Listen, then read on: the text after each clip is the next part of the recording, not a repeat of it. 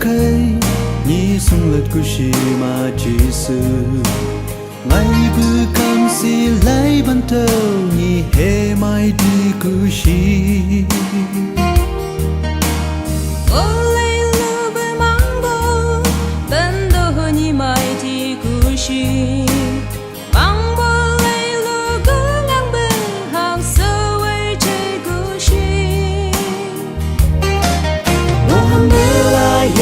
Jesus, ay busano punyo, kayo wakilishi, ay bulang kay kasyana.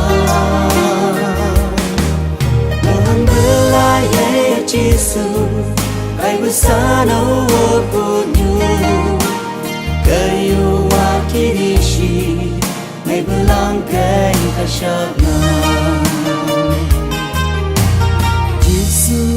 Cái làm như chỉ sương cái tông bầu mai bờ hậu cây yêu à kỹ là bờ hậu quay ngô lấy là bờ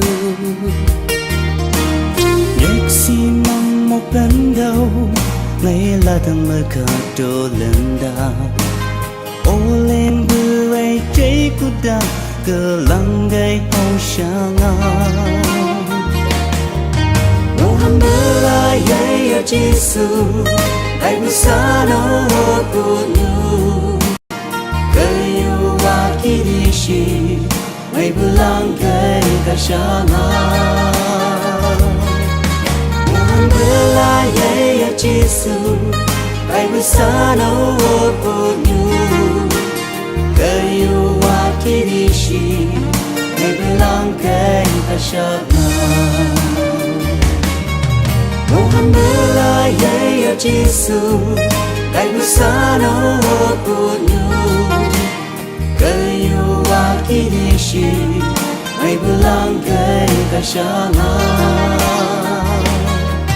Mohon belayar Jesus, ay busano punyo, kayo wakilishi, ay bulang kay kasyana.